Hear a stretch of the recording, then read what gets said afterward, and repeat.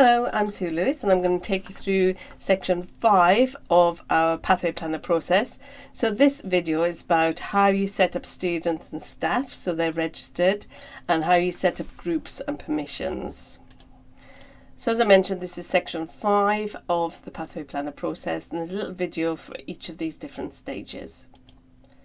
So just to summarise the process of setting up groups and permissions. Number 1, students you can't register students, they have to register themselves. So they have to go into Careerpilot, which might only just be a short session, get themselves registered, and then when they're registered, you'll be able to do things with them. So number 1, get your students in. Number 2, get your staff in. So any staff who are going to be using the Pathway Planner, so they might be teachers, which is essentially tutors doing follow-up, or guidance advisors who are going to receive the data and actually decide what bookings to allocate and need to be put in the system. Then you need to decide how you're going to organise your groups. So they're all there as year groups already, because they did that registration, they put in when they were in year 10 or 11 or whatever, but now you might want to put them into tutor groups. So essentially you get your students, your staff, think about your group structure, and then really you're going to put it all together. You'll set up a new group. The system does not know that it should offer the Pathway Planner to students. So essentially you have to set up a group. You need to add students to it. You need to switch it on for the Pathway Planner. Add your guidance advisor and your tutors, and then the group is set up. If you don't do those things, then the students won't be able to see the Pathway Planner, and neither will the teachers. So let me just show you a little bit how to do that. So the students are going to register straight onto the site. So if you go here, and then they register, and then from then on they're going to sign in. So they do need to remember their email they used and their password. So this is the form they'll fill in, and it'll ask them what school they're in.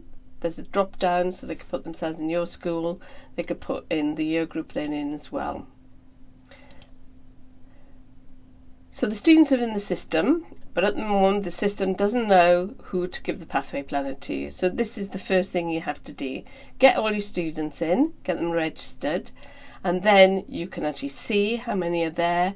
You can see them as a list, or you can see them as a group. If you click here, you'll see how many students registered in year 11, for example. So what you're going to do then is, once you know they're in, we're going to create some groups and actually allocate them the Pathway Planner. So this is where you can see the students as a great big list. You can search for a particular student if you want to, but groups is a good place to go to give you an overview, because it'll tell you how many year 11s have already registered, for example. You could search for an individual here as well. So just another reminder, because this is a key thing, students, you can't register students, they have to register themselves. So you do need to create like a 15-minute session where you get them registered, then you need some time to do the administration, and then you do the pre-guidance session. You can indicate the additional needs of students. So if you know in your list there are some students who have an additional need, then what you can do is go into the list of students. So on that previous slide there was a tile called students, and you can find your student. If you click on actions, then that will bring up the student's record. This is a useful thing sometimes, because if students are really struggling to get into the system, sometimes it's because they've written the wrong email address, or they left off .com or whatever. So it can be a good place to check, and you could change that email address if you know that it's never going to work for forgotten password, for example. So here you can actually click on additional needs, and then that will tag that student. So when you see them in the Pathway Planner, they've got that blue circle against them, so you know to give them the longest level of guidance. You can also see the reports from the individual user report, as well as from various other places in Careerpilot. Okay, so what we're going to do now is set up some groups. So first of all, we've got our students in. Now we need to make sure we get our staff in, and then we can put them into groups. So you can set up staff, and they're called administrators. So when you come to set one up, you'll click on new user, and this will pop up. And what you're going to do is put their first name, their last name, their email, and then you're going to allocate them a role. So there's various roles that you can allocate. There's only 3. One is the teacher role, which is essentially a tutor. But the teacher, even when you've given them access to Careerpilot, won't be able to see any groups until you've given them a group that they should look at. So you're in charge of who sees what. So teacher only sees a group that they've been assigned to. You can also allocate somebody as a careers guidance advisor. So that person will still need to be assigned to the groups that they should access, but they will then be able to make bookings and they can receive e-guidance and students referral requests. But again, for a teacher and careers guidance advisor, they won't see a thing unless you've allocated them to a group, and I'm going to show you how to do that. There is this sort of ultimate level, which is called a school admin. So this is the highest level access, which one of you here today, you've probably got this level of access. You can see all the students, all the reports, set up staff, and you can do all sorts of things. But again, if you're going to take on a particular role of a guidance advisor in the Pathway Planner, you will need to be assigned to a group. So I'm just going to show you how that works. Okay, just to know, we have had some people who've changed their school admin status to careers guidance advisor, thinking that's what they do as well. But if you do that, then you only have a low level of access and you lost your ability to see everything. So you need to stay as a school admin if you need to be in a position of looking at all the groups. And if you haven't got another school admin, that means there's nobody who can actually reset passwords for people.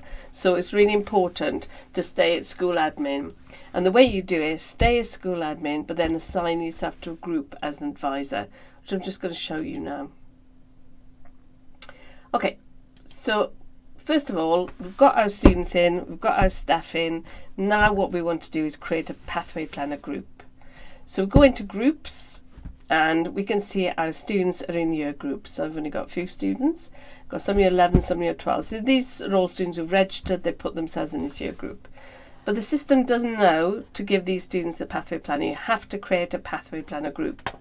So if you go to new group, then what you're going to do is put in the name of the group. So I've decided I want mine in tutor groups now, so I'm going to call it 11 SL. I'm going to put Pathway Planner in because that will remind me this is a Pathway Planner group.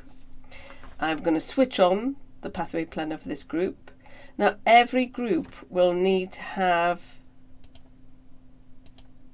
a guidance advisor attached. So it could be that person you set up as a careers guidance advisor, so their name will be there for you to choose.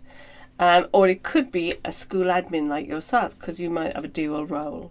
So the only people who can be assigned as guidance advisors will be somebody you set up as a careers guidance advisor when you registered them, or somebody who's got the school admin status. So there'll be a drop down of the people you can assign this role to, and you can have more than one assigned to their role. But every group has to have at least one guidance advisor, because that's the person who's going to be able to make bookings, receive email requests, receive self-referral requests and e-guidance. Then you can see you can filter the list by year groups. You can pick up the whole year 11 or just see the whole year of year 11 and then pick the students you want to assign to this group. One other thing you'll do is assign any teachers to this group. So on the right hand side be all the people you put into the system as teachers, and this is where you can click which teacher should see this group. So if I want my Cahill to become the tutor of this group, I can assign him in here. So you can see on this page I've got my group name enabled for the Pathway Planner, I've put in the guidance advisor, got my students, and I've got my teachers. So this is all set up now. All those people will have access to this group, and the Pathway Planner will be enabled for the students. Don't forget to save. And sometimes you have to go right to the bottom of the screen if there's a lot of students, so don't forget to save. Okay, so this is a chance for you to try that out now. So what you can do is go into Planner Academy or Planner College, as we've been doing throughout the training. Click on groups this time, and then you're going to set up a group. Go to new group, and then you're going to call it year 11 or year 12, wherever you've been working on, and call it your initials, Pathway Planner, and then what you can do is put your student into that group, the student you're working on as part of the training. You can assign yourself as the school admin to this group as the guidance advisor, and then put your student in, and we're not going to add a staff member on this occasion. don't forget to save.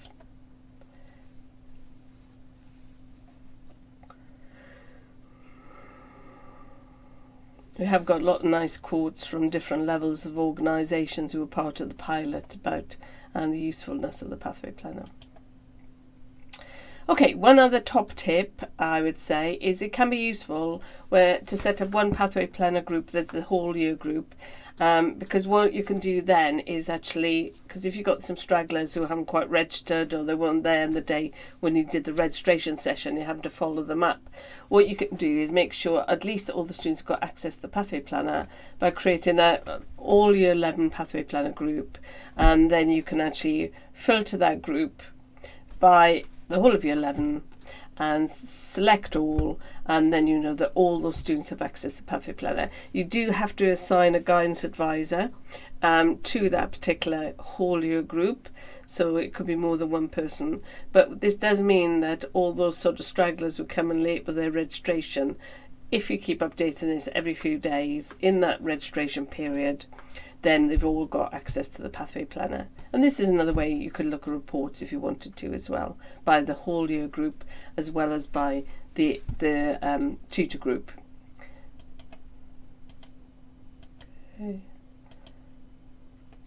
Okay, so just to summarise that process, you do need to get your students registered in Careerpilot at a separate occasion from when you do the pre-guidance. You need to set up your staff, your teachers and your guidance advisors. Then you need to decide on your group structure, and then you kind of put it all together. You've got your new group, you add your students, you enable it for the Pathway Planner, add the guidance advisor, 1 or 2, it doesn't matter how many, and add the tutors or teachers who should have accessed this group. Okay, so just running through stage 5 of the Pathway Planner process.